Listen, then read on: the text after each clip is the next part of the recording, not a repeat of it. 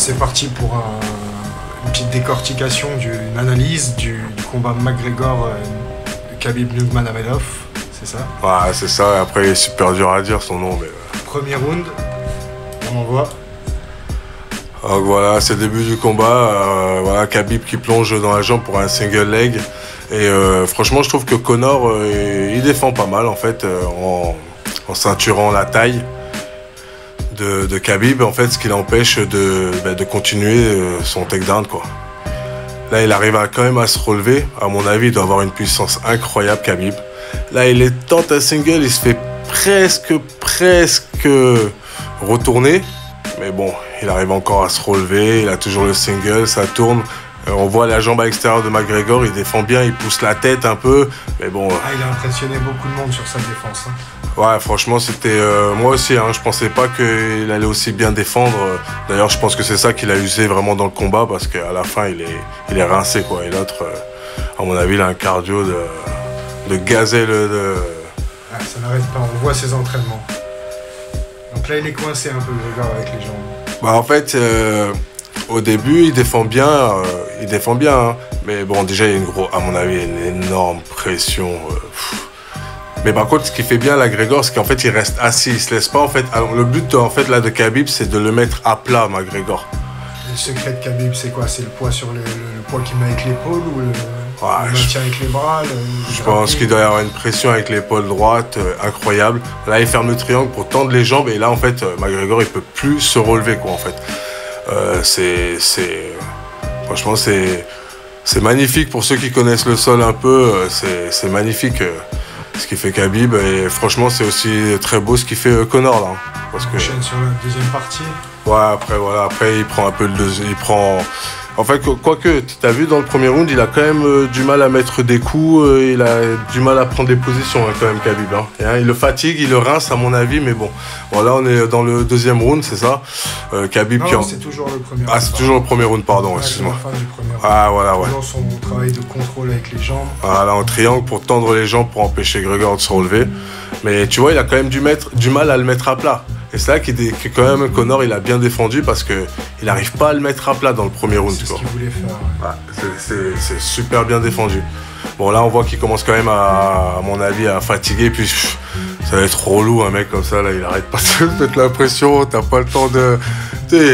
Et tout le temps sur toi, un truc, à la fin c'est pénible, tu vois, t'en as marre. Voilà, il continue son travail de sape. Il y en a qui disent c'est l'évolution de Randy Couture. Ouais, sauf que je trouve quand même beaucoup plus fort que Randy Couture au sol. C'est pour ça que c'est l'évolution. Ouais. On est dans le temps où ça n'arrête pas d'évoluer. Mais quand même, Khabib, le truc c'est que franchement, même contre les bons boxeurs, il n'arrête pas, quoi. Alors que quand même, Couture, il a perdu 2 fois contre Chuck Liddell, tu vois. Même si c'était un monstre, hein, même s'il n'y a rien à dire, mais bon. Bon, là, on voit quand même que Khabib, il a réussi avec un inversement de hanche à prendre la demi-garde. Mais on voit le crochet avec la jambe gauche de McGregor. Et ça, c'est super bien défendu. S'il enlève ce crochet-là, on est en demi-garde. Et là, ça devient vraiment pénible. Après, le truc... Bon, après... Tu sais ce qu'il fait, Conor en dessous. Ouais, c'est clair. Après, je pense que l'autre est vraiment puissant parce qu'en un moment, avec la jambe gauche, tu dois t'en servir pour le repousser. Mais l'autre, à mon avis, doit tellement être puissant que tu le repousses pas, quoi. Puis t'as vu les hanches de côté, toujours, c'est infernal, franchement, infernal. Donc ça finit comme ça, en gros. Ouais, voilà. On passe au deuxième round. Il lui met des coups, et il fatigue. Donc deuxième round, c'est intéressant. Ouais, c'est pas mal, hein. Double leg, on voit la défense, mais bon, l'autre, il le lève en single, comme ça. Facilement. Ouais, j'imagine la puissance qu'il faut. Regarde, et là, il le met à plat. Tu vois, c'est ça la différence avec le premier round. C'est que là, il est à plat. Et là, ça commence à être la merde. Hein. Là, franchement, faut autant te le dire. Là, c'est autant avoir un sanglier sur toi. Ah, là, tu vois, ça commence à prendre un peu une espèce de semi-monte de dos. Là, il doit défendre le dos. Il doit défendre de ne pas prendre la monte. Voilà, il se fait prendre la monte. C'est pénible, hein. Franchement, je pense que combattre contre Khabib, ça doit être pénible. Là, il évite bien le coup de coude.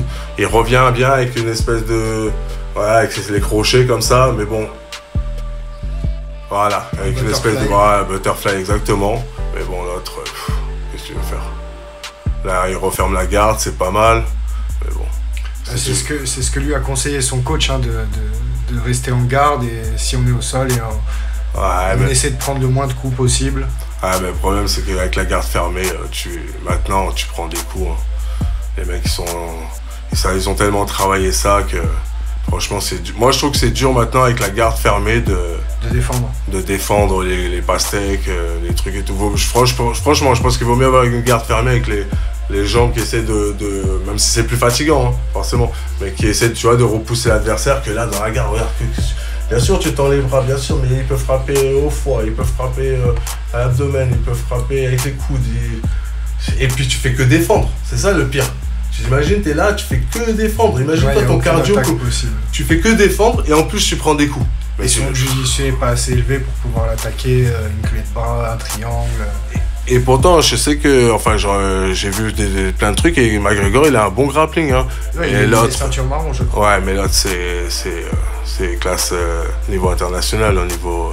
Puis, tu sais, il n'est pas que bon en lutte. Je trouve qu'il adapte vraiment bien sa lutte au MMA, quoi.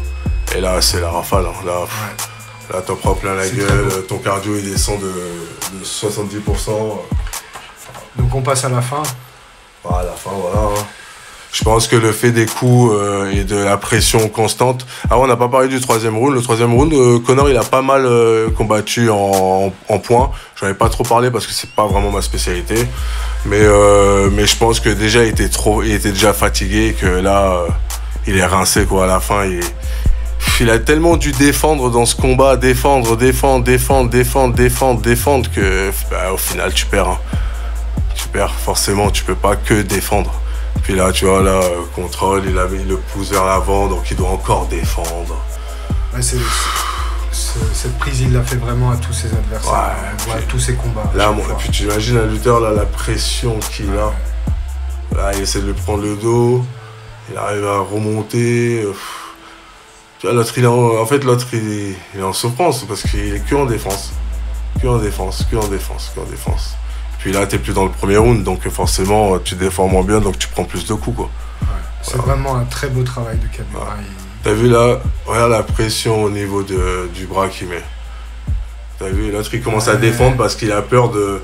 Mais bon, il pouvait pas en prendre un vraiment parce qu'en fait, le bras droit est pas au niveau du cou. Donc il pouvait pas se faire étrangler avec le bras. Mais il a tellement de pression qu'il est obligé quand même de le repousser carrément. Comme s'il défendait un étranglement. Là, à force de prendre des coups, tu commences à prendre des mauvaises positions. Tu commences à être plus sur le côté, à commencer à te tourner plus, tu vois. Voilà, cette pression. Qu'est-ce qu'il aurait pu faire pour sortir de là? Qu'est-ce qu'il aurait pu faire? Moi, je pense que déjà, il aurait dû plus s'attaquer dans ce combat, à la base. Il était trop sur la défensive, et être sur la défensive contre Khabib, c'est compliqué. Hein. C'est compliqué. Après, au sol, il a bien défendu le premier round. Hein. Après, qu'est-ce que tu veux faire? Voilà, c'est pas un étranglement, hein, c'est la mâchoire qui est prise. Si là, il tape pas, il casse la mâchoire. Il casse la mâchoire. Mais bon, voilà, tiens, à force de prendre des coups, il s'est tourné. Ouais, forcément, hein, au bout d'un moment, tu sais, quand à force de prendre, tu commences à te tourner face à l'adversaire. Ouais. Et là, tu te donnes ton dos, forcément, donc tu te fais étrangler, hein, ou tu te fais casser la mâchoire. Voilà pour cette analyse Khabib contre McGregor.